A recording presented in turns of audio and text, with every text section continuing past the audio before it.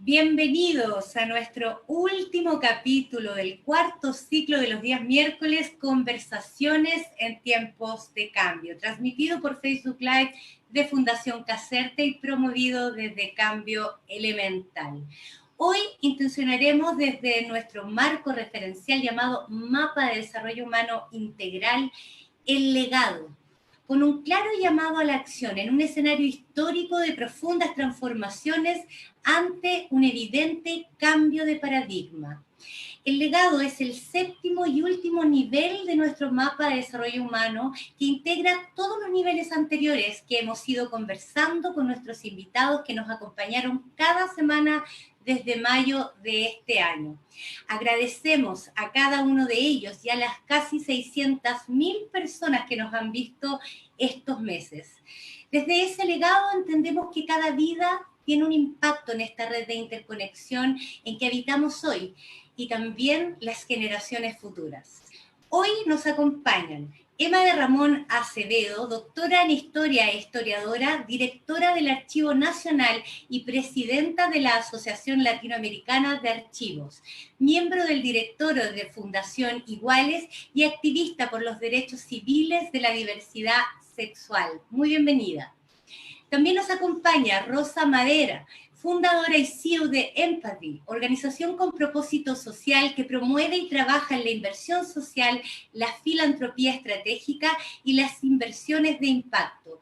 Licenciada en Derecho y máster en Derecho Europeo y Administración Pública. Miembro de la red de líderes responsables de la BMW Foundation de WINS y de Unidas por Todos, además de embajadora de Hair Global Impact. También muy bienvenida.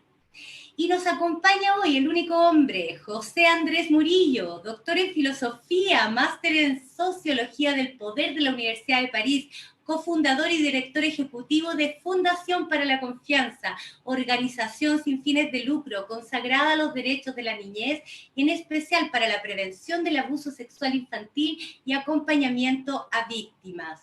Autor del libro La Confianza Lúcida. Y como en nuestros ciclos anteriores, en la moderación nos acompaña siempre Marisol Camiroaga, destacada periodista y docente, a quien agradecemos estas buenas conversaciones en tiempos de cambio. Muy bienvenido a todos. Gracias, Carola, por esa presentación.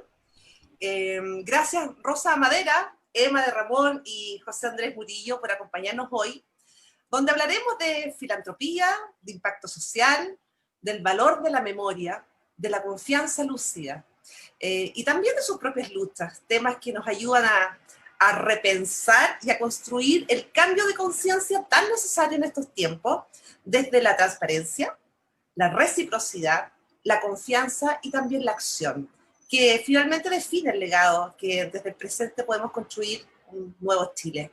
Invitamos a las personas que se van sumando a la audiencia a dejar sus comentarios y preguntas para nuestros invitados y a lo largo de la conversación las vamos a ir contestando entre todos. Bueno, comencemos ya la conversación ahí para ir desmenuzando juntos varios temas y poniendo en contexto una hoja de ruta. ¿Qué es la Agenda finalmente 2030 para el Desarrollo Sostenible establecida por la ONU, que fija los 17 objetivos para el desarrollo sostenible y así mejorar la vida de las personas? Planteando básicamente cómo los gobiernos, el mundo privado, la sociedad civil y también cada uno de nosotros somos corresponsables de alcanzar esos 17 objetivos para eliminar la pobreza, contrarrestar el cambio climático, construir una educación para el siglo XXI, la igualdad de género también, entre tantos otros. Y bueno, estábamos en este camino y se nos vino la pandemia, que de hecho hoy a las 5 de la madrugada nos regresa en la región metropolitana a la fase 2. Y en simultáneo, Chile vive una de las crisis sociales que ha sido calificada como la más brutal, pero también la más honesta de su historia, que hoy nos tiene repensando una nueva constitución. Así es que, a ver, comencemos con Rosa. Rosa, ¿cómo defines lo que tú llamas, este año te he escuchado mucho hablar de la filantropía estratégica con impacto social? Y te lo pregunto, porque en Chile, hasta ahora, salvo excepciones, por supuesto, ha habido en general un enfoque más bien asistencialista, ¿no? Me refiero a esto de co-crear soluciones más a largo plazo, de hacer más que cambio, transformaciones profundas. Cuéntanos, Rosa. Gracias, Marisol, por la pregunta. Y sí, mira, la filantropía estratégica, la verdad que es un término, venture philanthropy, es esta un poco esa filantropía que tú explicabas, esta filantropía mucho más bottom-up, ¿no? De abajo hacia arriba, más de creadora de colaboraciones, con gestión del impacto, es buscar soluciones en conjunto. Es el inversionista, es el filántropo, es la empresa que quiere apoyar esta inversión social, pero desde una mirada mucho más sistémica, un approach mucho más sistémico, en el que apoyas, pero te quieres buscar cómo solucionar los desafíos sociales, metes con las personas, con los beneficiarios, con los usuarios. Bueno, y hay diferentes maneras de verlo. La verdad que es una asociación, el Venture Philanthropy, se creó hace ya más de 15, 20 años. Y yo desde que creé Empatía en el año 2016 y mi anterior trabajo con la Fundación Familiar con la que trabajaba, la promoví mucho.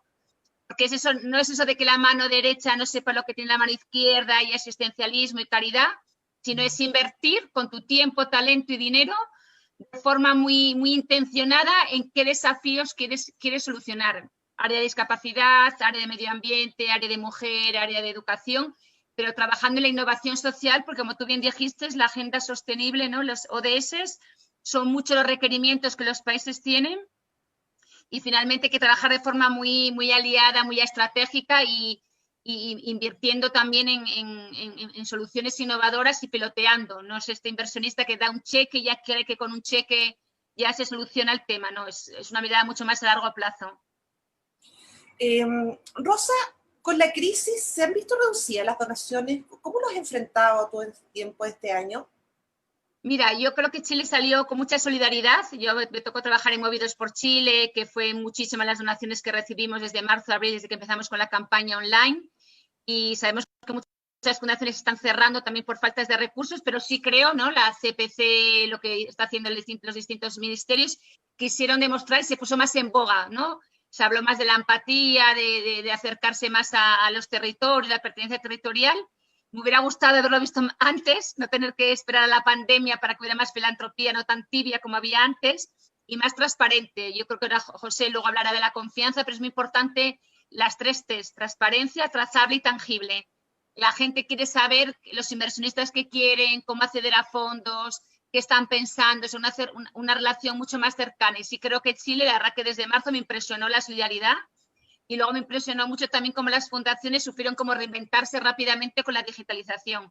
Rápidamente hicieron bingos online, otras formas de buscar recursos, voluntariado online, dentro de las dificultades que sabemos que muchas fundaciones también tienen que cerrar, ¿no? O cerraron. Y además con toda esta leyes normativas que hay en Chile que son muy dificultosas y que en paralelo hay ahora leyes o modificaciones de las leyes que se están queriendo hacer para que haya mejores incentivos tributarios. Vosotros que trabajáis en el área de medio ambiente y todo, sabéis que no hay incentivo tributario para el área de medio ambiente, no hay incentivos tributarios para el área de salud. Entonces están pasando muchas cosas. Yo como soy positiva y optimista, creo que es un minuto de mucha transformación real también en el área de filantropía y ojalá que ya permee para que podamos construir un Chile mucho más justo, equitativo. Rosa, ya vamos a ir en detalle un poquito más adelante sobre estas Genial. que tú conversas, que son tan importantes, no solamente en el mundo de la filantropía, y también incorporando otros mundos, ¿no? El impacto social y también la cultura. Emma, en esta etapa de diagnóstico, en la primera pregunta de nuestra conversación, revisé una declaración tuya que me conmovió y me encantaría compartirla para luego pudiéramos conversar ya entre todos. Tú decías, un archivo es una ventana del tiempo. A través de sus documentos podemos conocer el pasado. Un archivo es la posibilidad de la transparencia en el accionar público. Sin archivos, sin documentos, sin información, no hay transparencia, no hay rendición de cuentas. Un archivo es, en síntesis, acceso ciudadano a la información y al tiempo. Esas fueron palabras tuyas. Emma, como directora de nuestro Archivo Nacional y presidenta de la Asociación Latinoamericana de Archivo, 2 preguntas. Primero, ¿cómo han trabajado en este tiempo de pandemia y de crisis esta defensoría y promover nuestra memoria en tiempos súper convulsionados. Y segundo, es una pregunta que me viene a lo mejor por mi formación periodística, si es hora de repensar una definición de lo que significa el archivo, pensando que son las bases para nuestra identidad país. ¿Emma? Qué bonitas las palabras que escribí, ya no me acordaba en realidad. A veces uno siente que nadie lo escucha, gracias por leerla. Bueno, los archivos hace tiempo que estamos un poco refundándonos. Bueno, todos sabemos que hoy en día gran parte de la información circula por vía digital, en realidad. De tal manera que si nosotros no nos poníamos al día con eso, la verdad es que la memoria se perdía. Por lo tanto, hace tiempo que estamos trabajando en eso y de hecho el Archivo Nacional a partir del 2 de enero, 1 de enero próximo, o sea, en menos de un mes, abre su archivo electrónico, es decir, vamos a tener transferencia de documentos nativos digitales desde el Estado, que era un gran deseo del Estado de Chile, para resguardar sus documentos electrónicos que son especialmente frágiles, ¿no? Mucho más frágiles que el papel, aunque parezca un contrasentido, uno siempre piensa, papel tú lo tomas y lo rompes. Sin embargo, aunque parezca increíble, es mucho más resistente que un documento electrónico. Además de eso, desde hace también mucho tiempo, más de 20 años, nosotros estamos trabajando en digitalización de documentos que estaban en papel, porque la audiencia a los archivos, en vez de ser presencial e incrementarse la audiencia presencial, nosotros íbamos en retroceso de eso, es decir, la gente cada vez pedía más acceso a distancia por documentos digitales. Además, nosotros tenemos en Chile el problema que somos tan centralizados, entonces los documentos de, qué sé yo, de Arica, de Punta Arenas, para ponerte solo los extremos, están acá en Santiago, sin un buen sistema nacional de archivos que garantice la existencia de archivos regionales. En ese momento, ahora ya hay una ley que los garantiza y se van a ir creando paulatinamente. Entonces, pasaba lo increíble, que alguien de Punta Arenas tenía que comprar un pasaje de avión y venir a Santiago para leer sus propios documentos, porque habían sido transferidos. Entonces, hace muchos años que se comenzó con esto, apenas salieron los sistemas, se empezó a digitalizar, y entonces hoy en día hay una cantidad enorme de documentos que uno puede consultar online en el Archivo Nacional. Entonces, la verdad es que nosotros pudimos batallar bastante bien con esto porque tenemos la tecnología. Y por último, documentos que nos pedían, los digitalizábamos y los subíamos.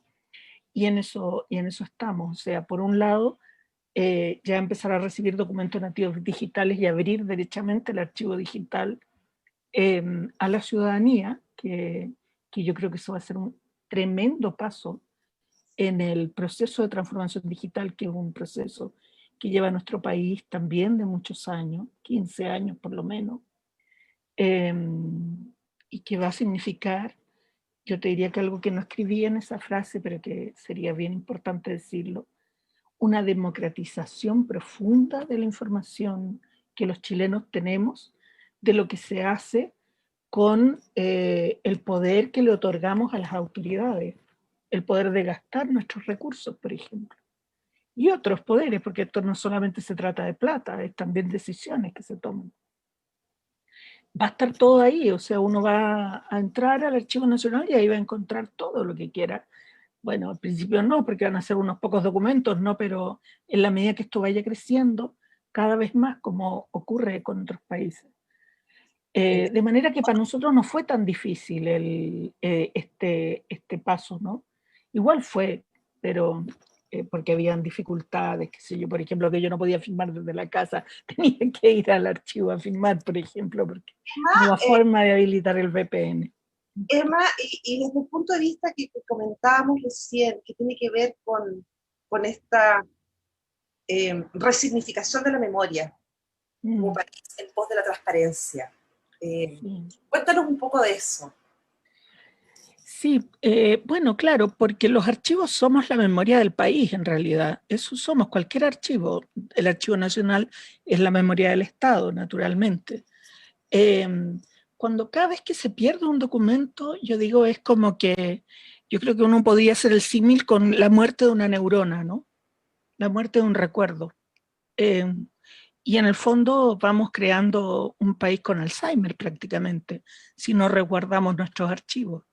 Y un país sin memoria es como, no sé, pues un anciano que no sabe dónde va, ni dónde está su casa, qué es lo que comió ayer, o quiénes son su familia y a quién quiere. Entonces realmente es un problema gravísimo de identidad.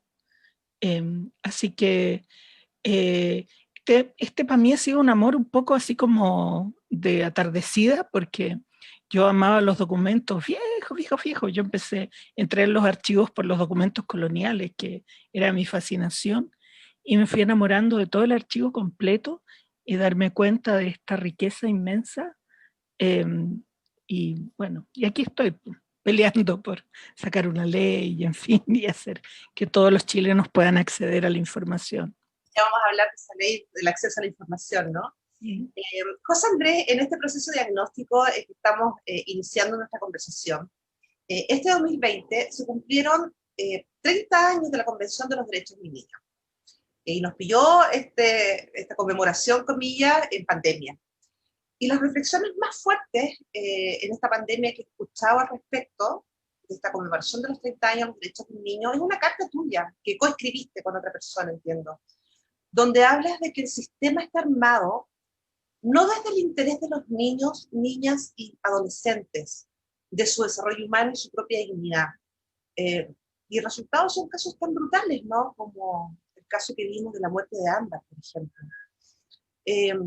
¿Crees tú, José Andrés, que es tiempo de repensar el modelo que mira a los niños, niñas y adolescentes como objetos de protección y cuidado? Y estoy hablando en tiempos de reformulación de la Constitución también, ¿no?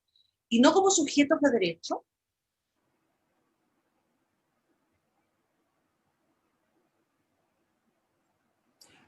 José Andrés, ¿puedes activar tu audio, por favor? Ahí te escuchamos. Sí, muchas gracias por la invitación y gracias por la pregunta.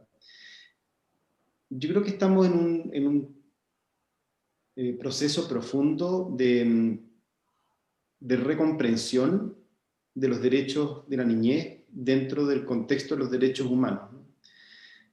Y no solamente, yo creo que hay que dejar de verlo como una especie de derechos de los niños desde lo proteccional, desde los objetos, objetos de protección, que lo hemos visto durante mucho tiempo, como si fueran unas cosas muy lindas que hay que cuidar, ¿no? Aquí, cuando hablamos de la niñez, hablamos de la historia también, ¿no? Y siempre me acuerdo de la historia presente y futura, como esa brecha entre el pasado y el futuro, de la que hablaba Hannah Arendt, y que me acuerdo que en el último párrafo de su libro Los orígenes del totalitarismo, cuando ella describió de manera muy cruda el totalitarismo tanto nazi como stalinista en Europa, ella termina diciendo: cada persona que nace trae consigo un nuevo comienzo, ¿no? Y si bien esto lo escribí en los años 50, cuando lo leí, yo estaba como metido en la filosofía, para mí fue como un pequeño destello que me conectaba lo académico, lo histórico, con la niñez también, ¿no? No solamente, no solamente un tema teórico, sino que aquí estamos hablando de Hannah Arendt. Ella vivió lo más crudo de las guerras, del exilio. Probablemente vio el infierno cara a cara, ¿no? Y la destrucción de Europa, conociendo muy bien. y vio la destrucción de un mundo. Yo creo que ella vio, vivió y también pensó el fin de un paradigma, ¿no? Y un paradigma que probablemente ha seguido con el vuelito hasta el día de hoy. Y si bien probablemente no es exactamente eso, quizás lo que ella quería decir, sí nosotros como que agarramos su posta y decimos, tenemos que repensar como el futuro, tenemos que repensar el presente, a partir, probablemente ahí, siguiendo lo que dice la Emma, que me parece maravilloso, como que el pasado no es pasado, así como el pasado, el pasado no como el pasado ni siquiera algo que pasó, el pasado hoy día es la posibilidad de proyectar como un futuro, es imposible proyectarlo de otra manera, y no hay nada más simbólico que la niñez y adolescencia, y nosotros la hemos despreciado durante ya demasiado tiempo y estamos viviendo las consecuencias de eso. Y aquí pasándome a temas más incluso científicos, como duros, ¿no? Las consecuencias del daño que le hemos causado a la infancia, la cantidad de experiencias adversas en la niñez y sus consecuencias en la adultez y en el presente también, son gigantescas, ¿no? Y no hemos sido capaces de unir los puntitos, ¿no?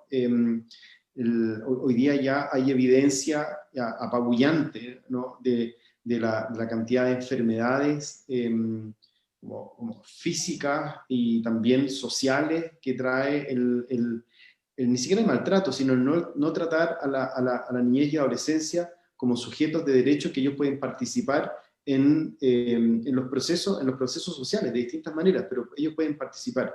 Y eso ha sido probablemente quizás mi desesperación también, la desesperación de muchas y muchos que trabajamos en infancia y adolescencia, de ver que esto no es un problema como en el mal sentido filantrópico solamente, ¿no? Esto es un problema de supervivencia social incluso, ¿no? Es como el medio ambiente. Medio ambiente tenemos que dejar de verlo como un problema como rico buena onda de filantropía. Aquí estamos hablando de supervivencia de especies, de nuestra especie. O sea, destruir el medio ambiente es destruirnos a nosotros mismos.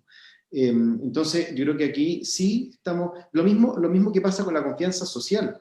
En el fondo, ver la revuelta o el proceso de revolución en el sentido amplio de la palabra que estamos viviendo, solamente como un malestar o como un problema de adolescencia, es no solamente no entender, sino que es no hacerse cargo de los problemas reales para transformarse hacia adelante, y es mantener las mismas condiciones que lo han hecho, que lo han provocado. Entonces yo creo que aquí sí estamos en un proceso, con esto termino, yo sé, me malo quizás, perdona, pero aquí yo creo que sí estamos en un proceso de transformación y de cambio de paradigma, ¿no? Y tenemos que hacernos cargo. José Andrés, y aquí te pido un poco más de resumen, pero es muy importante preguntar sobre esta visión adultocentrista que se llama, ¿no?, en la formulación de políticas públicas respecto a niños, niñas y adolescentes. ¿Tú ves que eso va cambiando o definitivamente todavía están pegados en eso? Mira, estamos en un choque de culturas en este momento, ¿no? Todos te van a decir que están a favor de los derechos de la niñez, todos te van a decir que están a favor de los niños, niñas y adolescentes, hasta que los niños, o sea, los derechos de los niños empiezan, entre comillas, a ser como amenazantes, ¿no? A cuestionar incluso el modelo el modelo de producción, el modelo económico, o el modelo que nosotros creemos que es natural, ¿no? A veces la autoridad o el poder, y es mucho más cómodo sobre todo para el modelo adultocentrista, que es modelo de hombres blancos, exitosos, inteligentes, universitarios, etcétera, ¿no? Y que los niños son una especie de futuros eso, ¿no? Y cuando pareciera que lo cuestionan, tenemos que corregirlos, ¿no? Y la corrección tiene que ir en todas las maneras. En cambio, cuando hay que proteger y dar espacios de participación, se vuelven amenazantes, y ante esa amenaza, como que pareciera que es mejor silenciarlos o eliminarlos de alguna manera, ¿no? Y ahí está esas dos visiones, la visión de sujeto de derecho, en que los niños sí pueden participar, obviamente de manera adecuada a su edad, y la otra visión, que es adultocéntrica, en que los niños son solamente objetos que algún día van a llegar a ser sujetos, ciudadanos, grandes, exitosos, ¿no? Gracias, José Andrés. Rosa, tomándonos de la reflexión que acaba de compartir tanto Emma como José Andrés, has dicho que con la pandemia se evidenciaron muchas miserias que la gente no quería ver, que la fragilidad del sistema se evidenció. Y te lo pregunto porque una de las realidades más fuertes que se visibilizó en esta pandemia es la de las mujeres en nuestro país. Desde la resiliencia han surgido liderazgos femeninos que trabajan en la emergencia, pero del dolor. Hemos visto ollas comunes preciosas, los comedores que se han articulado. ¿Cómo es tu diagnóstico desde ahí? Porque tu visión tiene que ver con una visión de género también, ¿no? ¿Y cómo se trabaja la sostenibilidad de género en Chile? Sin que sean miradas a las mujeres como un factor de riesgo, ¿no? Y también, como parte derivada de la reflexión que te invito, es la famosa bancarización de las mujeres. Cuéntanos de eso. Gracias, Marisol. Sí, efectivamente, el liderazgo femenino en esta pandemia me está tocando mucho ir a ver ollas comunes y trabajar con ollas comunes en La Pintana, en Renca, en Cerro Navia, fuimos hasta el Cajón del Maipo, a Bajos de Mena. Yo, como veis, no soy chilena, ya es mi segunda patria, como diría Alejandro Sanz, con el corazón partido, ya 15 años en este país. Pero efectivamente yo no conocí lo de las ollas comunes, y verlo y conocerlo y ver ese liderazgo, esa materia prima de mujeres que con casas de 40 metros, con problemas miles, están cocinando todos los días para 300 y 400 personas. Bueno, me impresionó y no pude estar ajena a apoyar. Nos articulamos mucho apoyo entre distintas organizaciones, porque efectivamente el tema de género, el caring economy, que es un término que se utiliza mucho en el caring economy, es muy liderado por las mujeres. La presidenta ahora de Nueva Zelanda está siendo asesorada por la especialista de caring economy, que es este bienestar que no es solo el Producto Interior Bruto, sino otro tipo de bienestar, este bienestar social del adulto mayor, del medio ambiente, de la primera infancia, etcétera. Y cuando ves estas mujeres es impresionante porque se conocen todo el territorio muy bien, quién está postrado, quién es el discapacitado, quién acabó dejar el trabajo de la mujer, quién se acaba de embarazar. O sea, bueno, como somos las mujeres, esa mirada más holística, y creo que viene muy fuerte el apoyo a proyectos de mujeres y niñas. Hay una baja representación de fondos orientados a mujeres y niñas en el mundo, ya está dicho por muchísimas filántropas en el mundo. Muchas fundaciones familiares, como la que estamos trabajando ahora aquí en este coloquio, ¿no? Francisca Cortés, liderada por una mujer. Hay muchas otras fundaciones familiares en Chile lideradas por mujeres, de familias empresarias, pero falta que estas fundaciones tengan programas específicos de mujeres y niñas orientadas, porque la verdad que un apoyo a una mujer y a una niña, el efecto multiplicador es impresionante. Cuando se habla de primera infancia, $1 que se pone en primera infancia, el retorno son $7.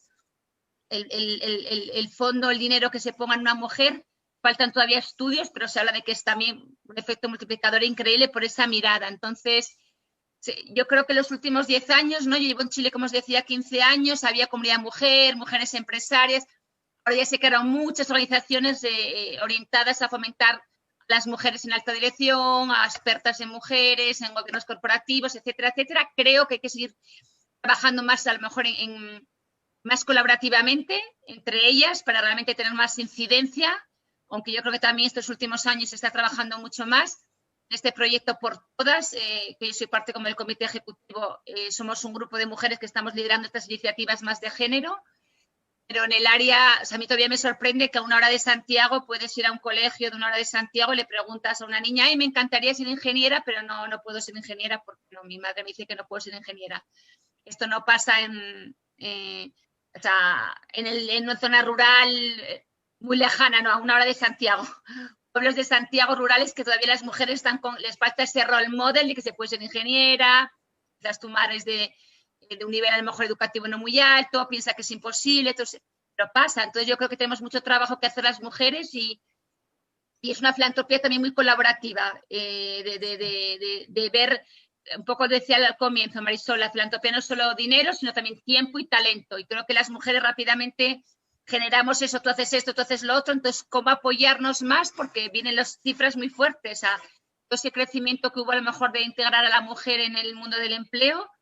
Dicen que va a retroceder 10 años, yo no soy experta en esos temas tampoco económicos, pero bueno, leyendo ya lo que está diciendo el BID, la Organización Mundial de la Salud, etcétera, se está hablando de lo que está ocurriendo no solo en Chile, sino en el mundo, ¿no? Entonces, bueno, es un tema, el tema del género y el approach, yo digo gender lens, cómo se hacen los approaches en las inversiones sociales con esa mirada femenina genderless, que no es feminismo, es mirada femenina.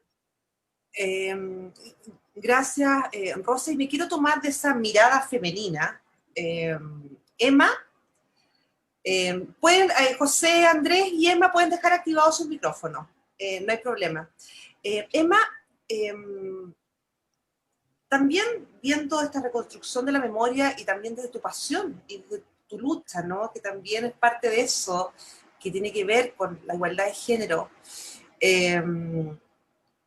y entendiendo que el pasado repercute en el presente. La historia de las mujeres es muy desconocida, curiosamente en Chile. Y hay un proyecto precioso de hace unos años atrás que se llama, ¿no es cierto?, que lideraste la revisión completa de los arquetipos femeninos del siglo XIX. Precisamente por esa razón, porque aparecían en los archivos y en nuestra parte, en nuestra memoria, solo hombres. Es más, estuve viendo algunas cosas de la historia del arte y las grandes creadoras del arte del siglo XIX, que eran mujeres, aparecían como anónimos, ni siquiera tenían la posibilidad de tener su nombre. ¿Cómo sigue se sigue alimentando este proceso de ustedes, ¿no es cierto?, que están liderando desde el Archivo Nacional, para ir llenando estos vacíos de nuestra propia historia, donde no están? Sí, bueno, nosotros desde el archivo creamos un archivo especial, porque una de las cosas, bueno, los archivos además son poder, ¿no? Quien tiene la palabra, que tal como dijo recién Juan Andrés, son los hombres blancos que han tenido estudios, que tienen además ciertas edades, yo digo la edad de merecer, porque ya si son muy viejos, tampoco ya no, o si son muy jóvenes, si son niños, tal vez son una promesa de ser, pero no lo son. También en ese sentido, por ejemplo, la historia de los niños es algo que está totalmente ausente de los archivos. La historia que está en los archivos, en todos, es la historia de los hombres. Entonces, viendo eso, y como las archivistas somos casi puras mujeres, ¿no? Hay unos pocos hombres por ahí metidos, no sé por qué, pero finalmente en algún momento concebimos que para vernos, integrarnos, lo que teníamos que hacer era construir un archivo de mujeres. Y lo hicimos, y empezamos a buscar los documentos de mujeres, donde estaban. Y la verdad es que hemos construido un tremendo archivo de mujeres, porque uno abre, así como lo que estaba describiendo Rosa, ¿no? Uno abre la puerta y es simplemente que no había mirado, no es que no estuvieran, es que no se había fijado. Y empezó en nuestro caso a aparecer la documentación disponible desde la época de las sufragistas en adelante, y que nos han ido o donando o hemos podido comprar, adquirir por las formas de compra que hay en el Servicio del Patrimonio. Y el asunto es que hemos podido construir yo te diría, una razonable historia de las mujeres. Gracias también, habría que decirlo, a una cosa que ha sido muy buena en el Estado, que es el PMG de Género, Programa de Mejoramiento de la Gestión en Equidad de Género, que nos establecía una serie de indicadores que un porcentaje del rendimiento de nuestra función implicaba el que nosotros teníamos que trabajar en temas de género.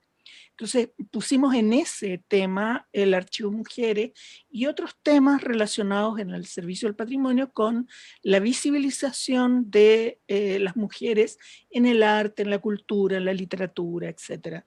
Y la verdad es que fue abrir, como te digo, la puerta y apareció la muchedumbre de mujeres. Y ahí, bueno, tú debes haber visto algunos trabajos que estuvimos haciendo con el Museo de Bellas Artes, porque yo primero estudié Historia del Arte y después me metí en Historia, digamos, más general. Entonces ahí colaborando con las curadoras también, haciendo algunas investigaciones, por ejemplo, respecto de una de las chicas que se decía que era la amante de Montboisin, que finalmente, claro, a lo mejor era amante, pero además de eso era una gran pintora, y que realmente nadie dice la amante de Clara Fillol por Montboisin, le dan su nombre completo, ¿no?, al hombre. Entonces, por ejemplo, eso. Y poder rescatar del anonimato las obras de esta señora, por ejemplo. Porque detrás de esa condición siempre secundaria se va ocultando lo que nosotros somos, ¿no? Lo que nosotras somos. Por ejemplo, respecto del Memche, en el caso de la documentación, el movimiento pro emancipación de la mujer chilena, que fue un gran movimiento, pero notable, que lideró doña Elena Cafarena en los años 30, que finalmente terminó con la aprobación del voto femenino en las elecciones presidenciales, que era lo que interesaba. Pero no solamente eso, sino que en realidad fue un movimiento general pro derechos de las mujeres. Por ejemplo, ellos lo llamaban los derechos biológicos, pero incluía, por ejemplo, una discusión que todavía ni siquiera está bien zanjada a nivel actualmente, que es el tema del aborto o del control de la natalidad, concretamente. Porque todavía las mujeres no somos dueñas del destino de nuestros cuerpos, ¿te fijas? Porque mientras los hombres sí lo son, las mujeres no lo somos. Y no es que yo quiera matar ninguna guagua, ¿no? Por favor, simplemente estoy apelando a un derecho que nosotras deberíamos tener, según eligiéramos, de acuerdo a nuestra conciencia, ¿no? Y eso estaba en discusión en los años 30 y llevamos, por ejemplo, ya 90 años y no hemos podido resolverlo. Y es algo que deberíamos estudiar como mujeres y en general la historia debería ver dónde está, cuál es el problema y cuál es el paradigma que como chilenos tenemos respecto de estos temas, los temas que en general tocan a la sexualidad, ¿no? Y que hacen que sea tan lento el avance en estas materias, que es algún tema que también me toca a mí directamente como lesbiana. Sí, y ya lo vamos a conversar también desde las propias historias. Emma, gracias por tu énfasis, por la reflexión, porque tiene que ver también con ir poniendo y compartiendo parte de lo que ha sido nuestra historia, como decía Emma, desde los años 30, y que no está en los registros. Así que es fundamental ese rescate de la memoria. José Andrés, y siguiendo con estas realidades que se han ido visibilizando en estos tiempos de crisis, comenzamos con Emma, luego también Rosa nos comentaba, y según los últimos estudios, que es algo estremecedor, el 75% de los abusos que sufren los niños, entiendo que son realizados por personas de la propia familia o del entorno familiar, siendo 9 de cada 10 casos hombres. Desde Fundación para la Confianza, y te lo pregunto puntualmente sobre cómo proyectan esta realidad en los tiempos de pandemia, así como se visibilizó una realidad de las mujeres. ¿Qué pasa con esto con los niños y adolescentes? Sí, mira, 9,5 casos, o 95% de los casos son cometidos por hombres. Los casos que llegan a la fundación, menos del 1% son cometidos por extraños, ¿no? Por personas que no son, por el extraño que regala dulces, ¿no? Los que llevan, lamentablemente, ¿no? Y eso digo con mucha dureza, ¿no? Y a nivel global, los abusos cometidos con consecuencias más traumáticas, la mayoría son cometidos por el padre biológico o por el primo o por el tío, ¿no? Durante este tiempo, y esto a nivel global, ¿no? Esto en Estados Unidos, en Francia y en Chile, que han sido los casos que yo he ido siguiendo de cerca, las denuncias se han reducido a menos de la mitad, a la mitad o menos de la mitad, y en cambio los casos se han multiplicado, ¿no? Entonces, hay algo en la función como comunitaria, ¿no? de la luz, en el que un vecino, un profesor, alguien en la calle, la familia amplia, un amigo, una amiga, son capaces... ¿Perdón? Los testigos silenciosos. Los testigos silenciosos, el tercero, nosotros le llamamos el tercero, ¿no? Cada vez que se comete una violencia, un abuso, no hay dos términos, sino que hay tres términos, ¿no? Nosotros pensamos que hay tres personas involucradas, que es el abusador y la víctima. Sin embargo, hay otro acá, que por eso es un triángulo, ¿no? El tercero que apoya al abusador y silencia a la víctima, ¿no? Y lo que nosotros tenemos que hacer es invertir, ¿no? Transformar nosotros en terceros o terceras comprometidos con el abuso y con la violencia, con el maltrato, ¿no? Y aquí estoy hablando no solamente del abuso sexual infantil, estoy hablando de la violencia hacia la mujer, la violencia intrafamiliar, estoy hablando del abuso, el maltrato psicológico, físico, sexual y el abandono, ¿no? Si nosotros como terceros no damos vuelta el apoyo al agresor, sino que apoyamos a la víctima y neutralizamos y denunciamos al abusador, como que le ponemos un candado, ¿no? Y lo cerramos y siempre pensamos que es la víctima la encargada, la responsable de evitar, de prevenir, de detectar, de intervenir el abuso. Y es absurdo de toda lógica, ¿no? Porque estamos esperando de la víctima, que es víctima de un abuso de poder estructural, que tenga un poder tal que esté por sobre el abusador y pueda denunciar, lo que es lógicamente absurdo. Y nosotros como terceros nos quedamos tranquilos porque ella no quiso denunciar o él no quiso denunciar o no puede denunciar. Y entonces se impone y se cierra el círculo del silenciamiento. Nosotros no decimos aquí que hay silencio, sino que hay silenciamiento. Y en estos momentos pareciera que no hay mucho menos posibilidades de que el tercero sea un tercero presente y que esté obligado también a intervenir. Ojo que el tercero o la tercera es aquel que puede actuar, ¿no? Si hay una persona que está también dentro de la relación abusiva y que es víctima, no es un tercero, no es una tercera, sino que también es parte de la víctima, y tenemos que ampliar el círculo o el triángulo un nivel más hasta encontrar a alguien que sí tiene el poder de actuar, de intervenir, de denunciar, de buscar ayuda. Y hoy día nosotros estamos trabajando, por ejemplo, en la fundación con el teléfono 1515, ¿no? Que es un teléfono gratuito, especializado, inmediato, que trabaja desde las 10 de la mañana hasta las 10 de la noche, atendiendo cerca de 2.000 casos mensuales de distintas situaciones que requieren intervenciones especializadas, ¿no? No solamente abuso sexual, también, pero sobre todo problemas con salud mental, violencia en el pololeo, o distintos tipos de violencia, consumo problemático de drogas, de niños muy, muy pequeños a veces. Entonces, hoy día nosotros, así como a veces no podemos estar en todas partes, sí tenemos que comenzar a generar faros de luz para poder visibilizar y poder intervenir. Eso es lo que nosotros requerimos hoy día. José Andrés, ahora los quiero llevar, los tres han puesto sobre la mesa el concepto de lo que estamos hoy día, que es este cambio de paradigma, ¿no? Desde sus distintas áreas, desde sus distintas expertise también. Dejando en evidencia que estos paradigmas tradicionales se derrumbaron, definitivamente, pasando de estas estructuras de pensamiento más bien lineales a unas más bien circulares, ¿no? Y desde ese quiebre de paradigma y desde la nueva ética, me lleva a pensar en estas cifras súper brutales y dramáticas que está comentando José Andrés, 2.000 denuncias al mes, en una sola fundación. O sea, la realidad es brutal. 2.000 atenciones. Llamados de atención. Ok. Pero son 2.000 personas finalmente que están en esta situación de vulnerabilidad de alguna forma.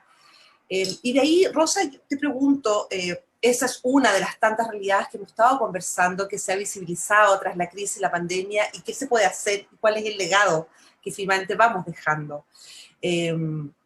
has dicho que la cultura filantrópica chilena había poca transparencia. Hablaste de las 3T, ¿no? Que era poco tangible y poco trazable. Y que eso, si bien ha ido cambiando, tú siempre haces un llamado a apoyar proyectos transformadores y sólidos, pero desde la confianza. Y aquí vamos a entrar al cambio de paradigma de la confianza, ya para ir integrando a Emma también y a José Andrés. Emma, ¿cómo se articula multisectorialmente? Nosotros hablamos en Filantropía Cuarto Solaris del triángulo virtuoso, ¿no? De esta armonía y este trabajo colaborativo entre el sector público, privado y la sociedad civil. Pero ¿cómo se fortalece esta cultura filantrópica en Chile? ¿O cómo lo ves tú, no? Pensando en el bien común, ¿tú crees que el mundo del empresariado está dimensionando la importancia de una economía, por ejemplo, con impacto social, como lo que estamos hablando ahora, en las personas, en la violencia, en la cultura? Para mí, ¿no? Porque dijiste Sigma o soy yo. Rosa. Para Emma. Rosa. Ya. Gracias, Emma. Mira, ahora que está apareciendo lo que yo llamo un cuarto sector. Está lo que son las organizaciones sociales, está lo que es las empresas y está todo lo que está ocurriendo en el medio. Empresas con propósito, B Corps, marcas con conciencia, economía del bien común, filantropía estratégica, inversiones de impacto, inversiones con impacto. O sea, está mucho híbrido. El ecosistema está muy vibrante y entonces yo creo que hay muchos cambios de paradigma. La gente está dando cuenta que es necesaria esta articulación público-privada, multisectorial, el approach sistémico y buscando, hay muchos desafíos y desde el medio ambiente que lo comentamos tantas veces, con la conservación, tema de primera infancia, el tema de la mujer, tema de discapacidad, mira lo que está pasando en Estados Unidos con el tema de la gente de color, o sea, hay mucho cambio de paradigma, es un cambio de era con muchísimos movimientos y tenemos que estar a la altura. Yo creo que el empresariado, pues bueno, como siempre, algunos más rápido, otros más lentos. El tema de la confianza, sabemos que en Chile es un problemón. No sé, que como española siempre me pareció increíble la desconfianza que había en Chile en general.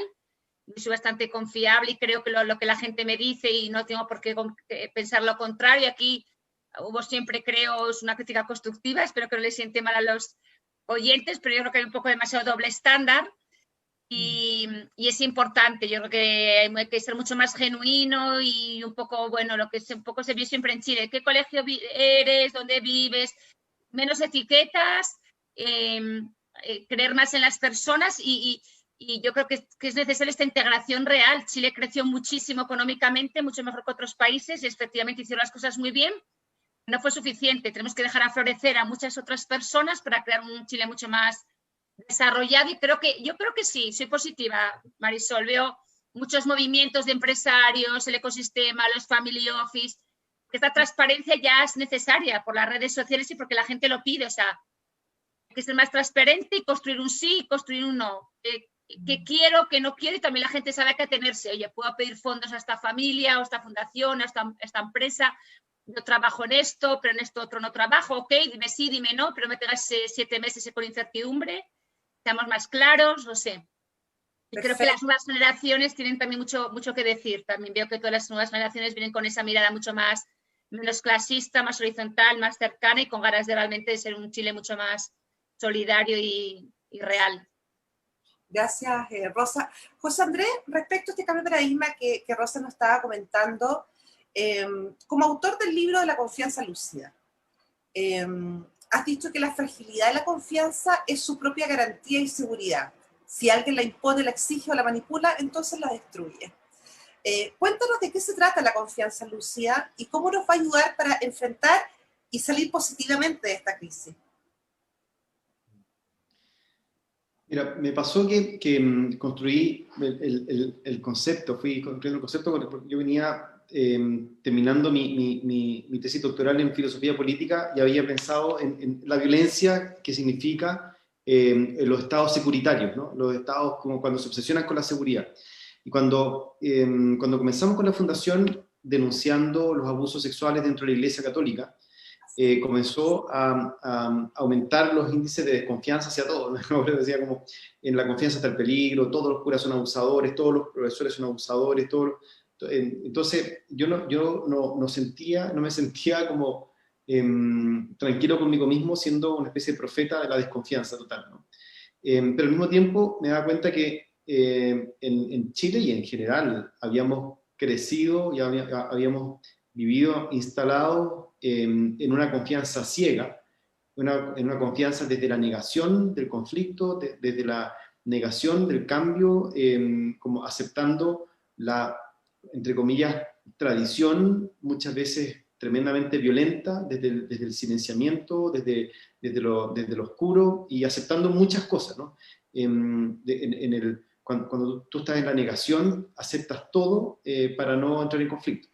Y ahí dije como, eso no es confianza, la confianza ciega no es confianza, ¿no? Es pura ceguera, ¿no? Entonces, tenemos que construir un nuevo paradigma, y ahí dije como sin destruir la vulnerabilidad, porque pareciera que la confianza ciega lo que hace es la negación de la vulnerabilidad, y la desconfianza generalizada está en la imposición, no de la vulnerabilidad, sino de la destrucción, ¿no?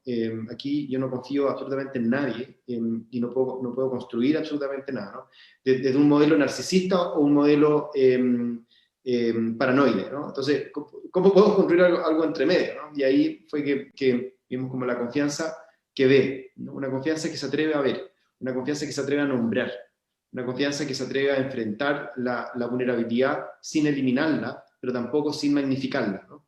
Y ahí fue que fuimos construyendo el concepto de confianza lúcida, que requiere, en primer lugar, ver, ¿no? Crear un espacio de reconocimiento mutuo, un espacio de justicia, un espacio donde es posible la vulnerabilidad y el compromiso mutuo, ¿no?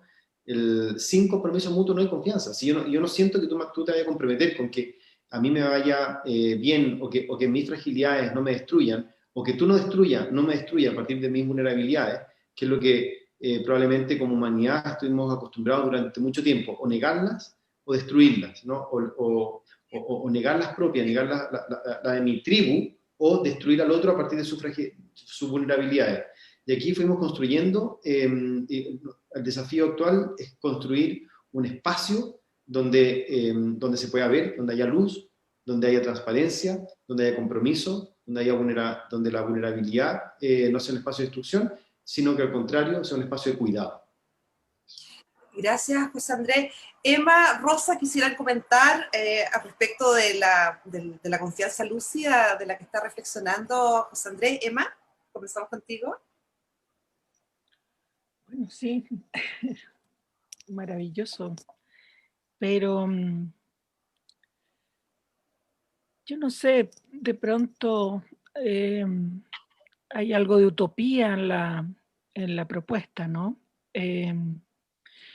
Yo no lo hablo tanto por mí y por el mundo un poco protegido en el que me ha tocado vivir, y crecer y desarrollarme. Totalmente protegido no, porque igual las personas de la diversidad sexual siempre hemos sido vulneradas, ¿no? Por angas o por mangas, pero naturalmente que yo ni cercano mi vulneración a la que sufren a diario otras personas, que son también homosexuales, lesbianas, trans particularmente, y que viven en condiciones de miseria, ¿no? Llenas y rodeadas de prejuicios y con violencia, muertes, golpes, etc. Entonces, claro, de pronto estos discursos suenan tan, perdona que lo diga, como tan cerrados en cierto mundo, ¿no? De un Chile más no quiero decirlo, no quiero que suene mal, pero para que me entiendan bien, de Plaza Italia para arriba, ¿no? De esta un poco burbuja en la que vivimos a veces los chilenos, que tenemos una profesión, que tenemos un sueldo razonable, ¿no? Y un mundo cultural más amplio, pero que desgraciadamente es un porcentaje muy pequeño de nuestra población. Claro, a mí muchas veces me han criticado justamente, no sé, para decirlo en palabras así bien ciertas, el maricón, la loca, la camionera, ¿no? La lesbiana dura de la población. ¿Sí? El que hablas tú desde tu burguesía acomodada de Providencia, donde vivo, que nunca te ha pasado nada, ¿no? Sí me han pasado cosas, no creas, digo yo, pero claro, ni semejante a las tuyas, eso. Entonces, siento de pronto que hablamos como desde otro mundo, desde un mundo un poco paralelo. Bueno, la Sí. idea de esta conversación es precisamente integrar las distintas miradas, ¿no? En la construcción de estructuras de pensamiento. Sí, claro, tampoco soy yo la que puedo ser vocera de esa voz, ¿no? Pero de todas maneras la traigo aquí porque debería estar presente, en nuestra reflexión por lo menos. Así es. Rosa, ¿quisieras comentar también sobre la confianza lúcida? Me encantó el término de confianza lúcida, incluir lúcida confianza. Estoy súper de acuerdo y con lo que acaba de decir también Emma de la burbuja, de la falta de integración, y yo hablo mucho de construir un nuevo tejido social. A mí siempre me sorprendió también en Chile que fijaros, llevo tanto tiempo y quiero tanto a Chile y me dio tanto este país, pero siempre pensé, qué increíble que cueste tanto generar tejido social, o sea, con lo que uno ve en Europa, ¿no? Que tú hablas con cualquier persona independientemente de su origen y te tomas algo con el taxista, con el junior, cada uno luego en su mundo, pero esa cercanía como aquí de uno mismo, porque finalmente como vives en estas zonas más aburguesadas, tampoco ves esa pobreza, o sea, sorprende cuando los ministros no sabía que había casas de 40 metros, o sea, lo sabía hasta yo, Dios mío. O sea, claro, si estás en tus 5 comunas, todo eso me sigue sorprendiendo, y cuando yo decía, ay, Chile falta esto, lo otro, no, pero es que estamos mejor que Bolivia, Perú. A lo que te compares siempre, bueno, pero de verdad que yo soy positiva. Creo que el tema de la contingencia social, el COVID hizo reflexionar. Creo que mucha gente está con un cambio de conciencia, con el mea culpa de hacer mejoras. Soy positiva de que a lo mejor estos años duros que nos vienen es para que Chile realmente luego sea un ejemplo en muchas otras cosas, que se puede hacer estos cambios de educación, salud, integración social, que a mí me sorprende ahora muchos empresarios trabajando en la Pintana, llevando las cajas ellos mismos, hablando de tú a tú con las chicas de las ollas comunes. Creo que en ese sentido hay mucho. Pues yo creo que por algo ocurrió, no se veía esta desintegración, pero yo creo que la gente es más consciente de que vienen cambios buenos para lograr la cohesión social. Sí, perdón. No, está perfecto. Gracias, Rosa. Me quedo con una reflexión de Rosa y de Emma recién. Emma, precisamente hoy día nos reunimos a conversar sobre que el legado es hoy, ¿no? Y Rosa con su fuerza y también su esperanza, con algo tan concreto como esta filantropía con impacto social. José Andrés también revelándonos desde su tesis, su mirada de la confianza lúcida, también con esperanza.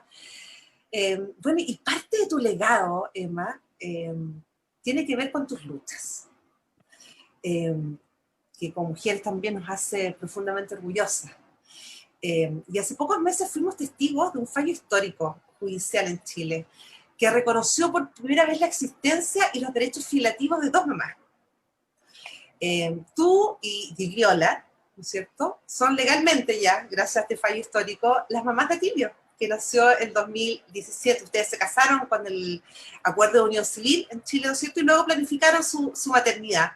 Pero cuando fueron a inscribir a Tilio, figuraba como hijo de madre soltera. Y ahí empieza una nueva lucha de ustedes, ¿no es cierto? Y bueno, viene este fallo histórico ahora en junio, hace poquitos meses atrás. ¿Qué significó para ti marcar este precedente histórico y abrir el camino a otras parejas del mismo sexo también, respecto a las nuevas familias de Chile? Claro, a propósito de los derechos de los niños, ¿no? Porque en realidad quien perdía en todo esto era nuestro hijo Atilio José, que no tenía ningún vínculo hacia mí. Y por lo tanto, si algo me pasaba a mí o a mí me bajaba la loca y me iba, podía no dejar de pagarle, no sé, por la pensión alimenticia, visitas o algo así, dejarlo solo. Cuando en realidad lo habíamos concebido las dos de común acuerdo. Entonces era muy injusto para él eso, que en la situación en la que estaba, simple por discriminación del Estado. Entonces era un niño que estaba fuertemente vulnerado. Y cuando empezamos con Gigi en este proceso, nosotros dijimos, bueno, probablemente nos va a ir mal, pero por lo menos que cuando Atilio sea grande no diga, no nos pregunte, ¿y ustedes qué hicieron? Y nosotros digamos, no, es que nos iba a ir mal, así que no hicimos nada. Así que lo intentamos todo y con la suerte que nos fue bien. Y la verdad es que yo no podía creerlo. La verdad es que no podía creerlo. Tal vez cuando uno está acostumbrada a no tener derechos, cuando los tiene como que no los cree. Bueno, precisamente parte de lo que estamos conversando hoy día es que cómo ustedes se han ido transformando en agentes de cambio, ¿no? Que efectivamente sí se pueden hacer las cosas. Sí, sí. Ayer se estaba discutiendo justamente la ley de filiación en el Congreso y yo sentía tanto orgullo de que por fin se podía decir, oiga, si ya hay dos mamás, o sea, por favor apúrense en esta discusión porque hay muchos niños en esta misma situación. Así es. Perdón. José Andrés, hablando de lo que, bueno, de la reflexión y del testimonio que ahora nos comparte Emma también, súper generosamente. Tú también fuiste junto a James Hamilton y Juan Carlos Cruz, un agente de cambio de una realidad, por supuesto, dolorosa, pero muy importante para poder romper ciertas estructuras y poder avanzar e ir creciendo como sociedad. Fue duro el camino, sin duda. Realizaron como víctimas del sacerdote, ¿no? Ex sacerdote Fernando Karadima en el 2018, sin embargo con esa valentía y coraje lograron el histórico perdón, ¿no? Del Papa Francisco cuando ustedes en el Vaticano, por los abusos sexuales cometidos por miembros de la Iglesia y también por el ocultamiento. Y ahí rescato, José Andrés, la resiliencia. ¿Cómo finalmente con la gente que están trabajando en Fundación para la Confianza, cómo se logra esa resiliencia? Efectivamente, además para transformarse, parte del proceso transformador de lo que necesitamos como sociedad. Mira, la verdad es que, y también haciéndome cargo de lo que decía Emma, lo que vivimos nosotros, lo que viví yo, bueno, si bien nadie puede meterse en el dolor de los demás, lo hemos vivido desde un lugar de privilegio, al lado de cientos de miles de casos, de historias de destrucción, en la que pareciera que la resiliencia es también una utopía burguesa sin posibilidad de existencia, ¿no?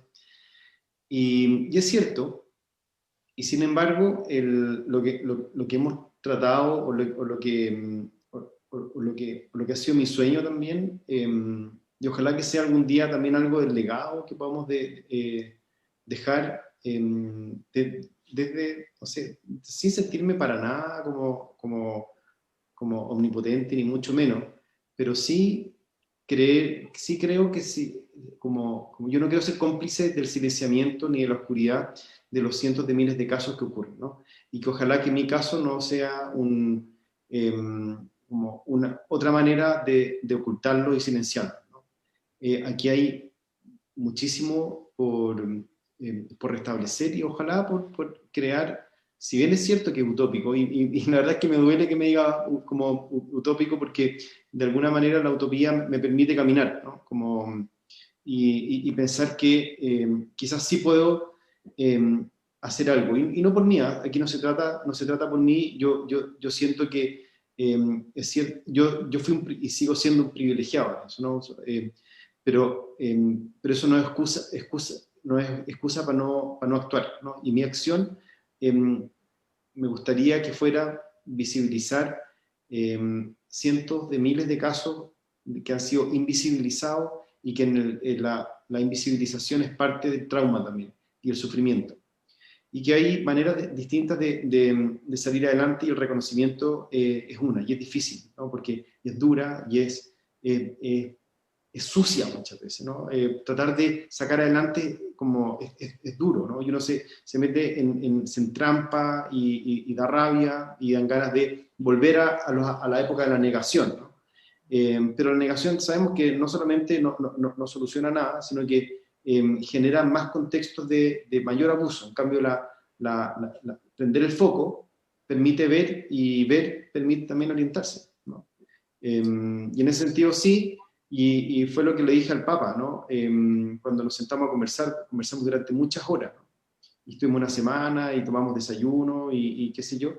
Y aquí, por lo único, para mí, que valió la pena venir, es porque de manera directa o indirecta dependen del Papa millones de niños, niñas y adolescentes que pueden ser más vulnerados o pueden ser más protegidos. Y eso va a depender de esta persona, y si yo logro influir en algo en él, entonces va a haber valido la pena, y si no, no valió la pena, ¿no?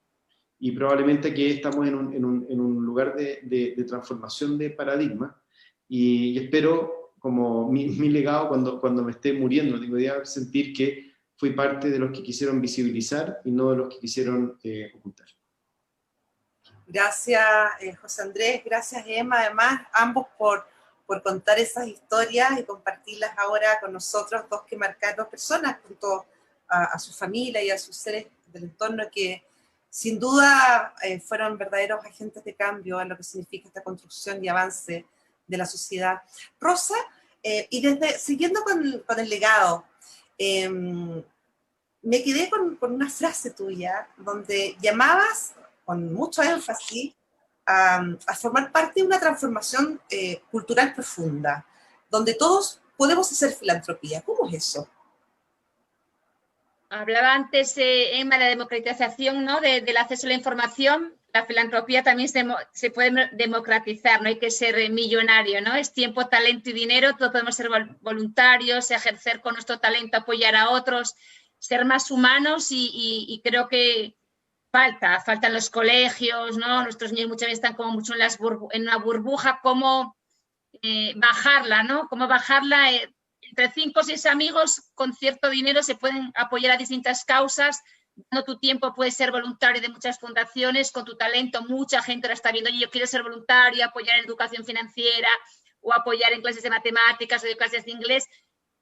Se puede ser filántropo, no hay que ser multimillonario ni millonario ni ser empresario. Nosotros mismos podemos ser filántropos con nuestro tiempo y con nuestro talento si no queremos dar dinero, y también con dinero siendo socio de muchas fundaciones que, siendo socios con muchos distintos socios, genera muchos recursos.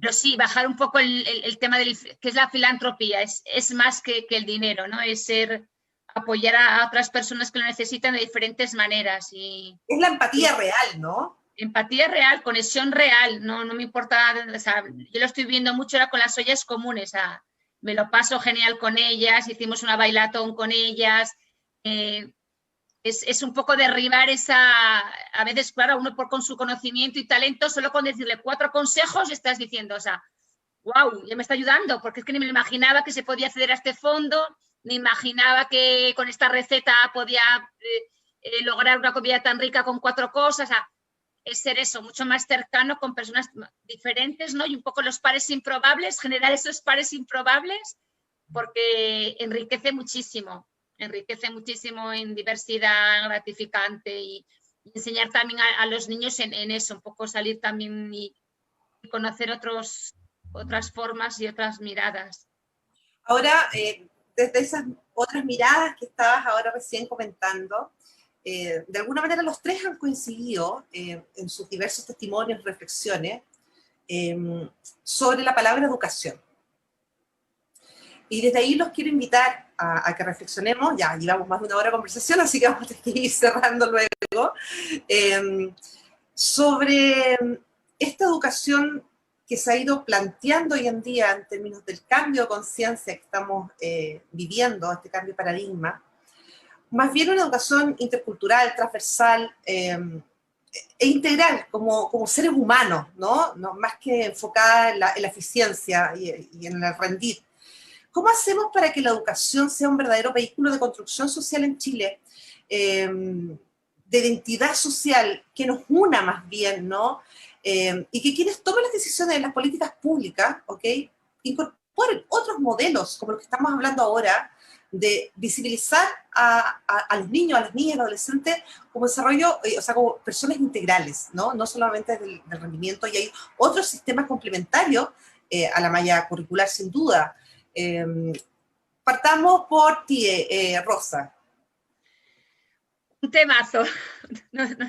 No sé la respuesta, pero soy madre de 3 hijos y finalmente veo que sí, la eficiencia, el currículum, las notas y todo no es ni suficiente ni bueno. Pero en el caso de mis hijos, por suerte, todavía están relativamente bien, pero veo muchos niños medicados en Chile, cosa que siempre me sorprendió. Nunca había tanta gente yendo a psicólogo, a sus hijos, a terapia, a esto, a lo otro. Entonces, ¿qué pasa en los colegios? ¿Qué está pasando que tanto niño medicado? Entonces, hay un tema de mucha eficiencia, de la PSU, de las notas, de todo, pero ¿dónde está lo otro?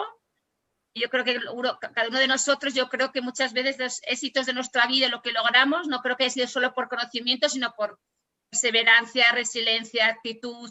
Estoy en Chile y no me conocía a nadie y yo soy muy positiva y siempre pensé, con mi currículum, varios másteres y idiomas me van a rifar. No me rifó nadie.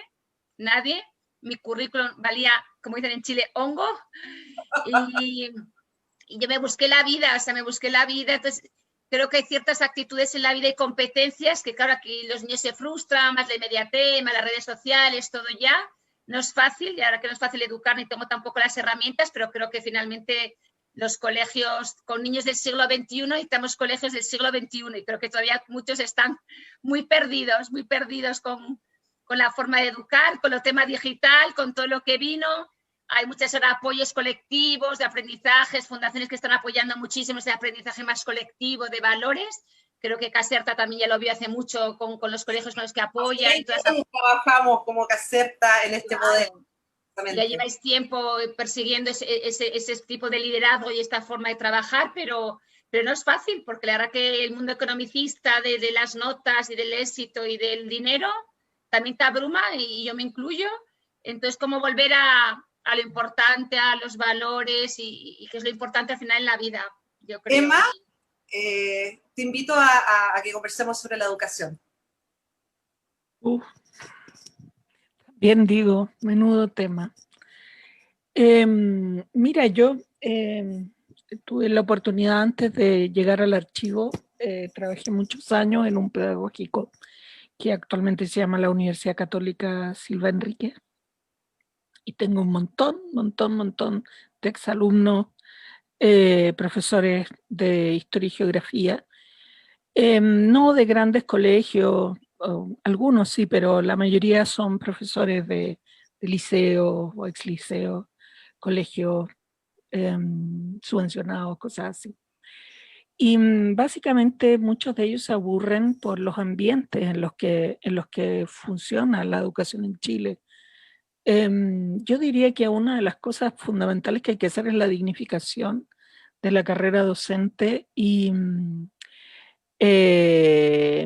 todo el aparato, la estructura de las escuelas, no solamente por temas de remuneraciones, que también pasa por ahí, sino que reestructurar la forma en que se conviven los profesores, el ambiente en el que viven, el tiempo que tienen para preparar las clases, y los ambientes en general laborales en que ellos se desempeñan. Hay muchos temas ahí que están y que yo creo que finalmente tocan a los niños. También temas de financiamiento. Las salas no pueden tener 40 niños adentro, menos en niveles, digamos, los primeros niveles. Ya 20 es mucho. Y por supuesto que tiene que haber trabajo mucho más colaborativo, salas redondas donde el profesor no haya esta cosa tan absoluta del profesor que dicta y los alumnos que copian, ¿no? Y que tienen que hacerle caso a lo que dice, que es tan absolutamente jerárquico.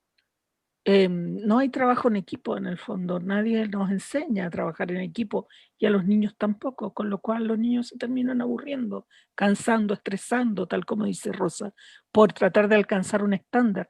Colegios que solamente trabajan para rendir en el CIMSE o en la prueba de aptitud, que no tiene absolutamente ningún sentido.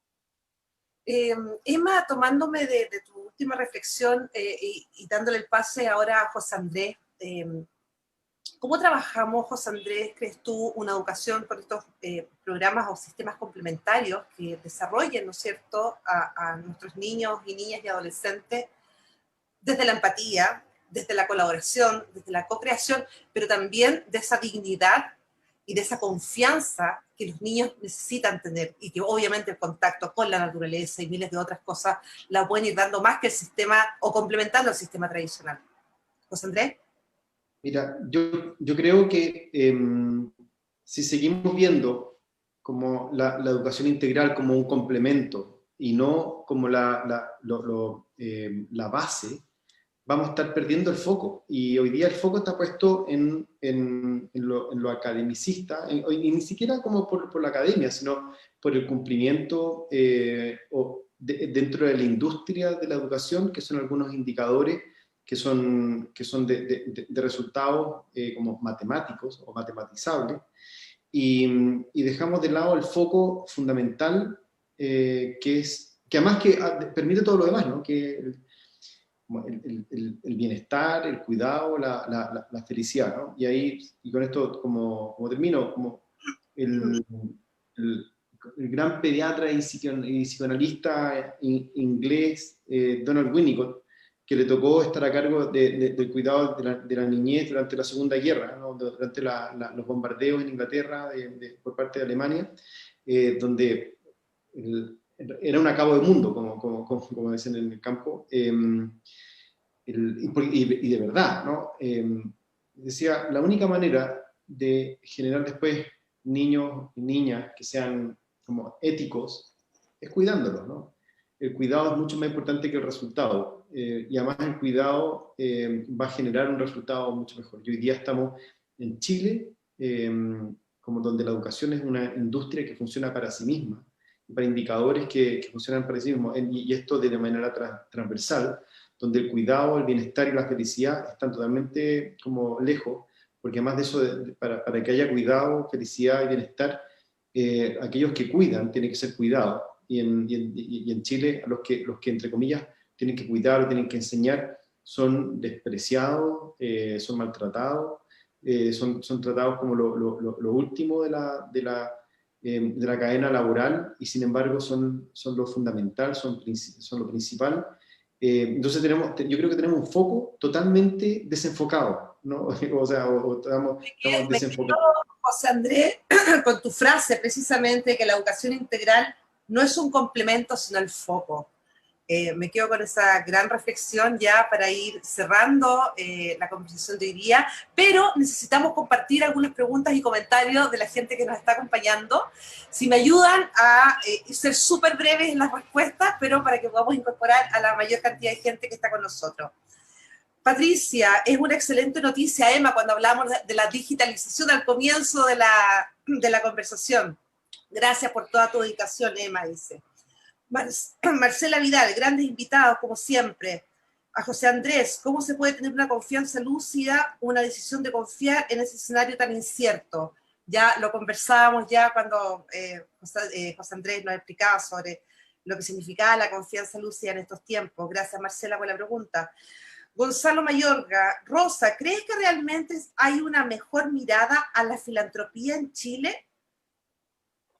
¿Se ve como un legado generoso a las nuevas generaciones? Rosa, bien corto.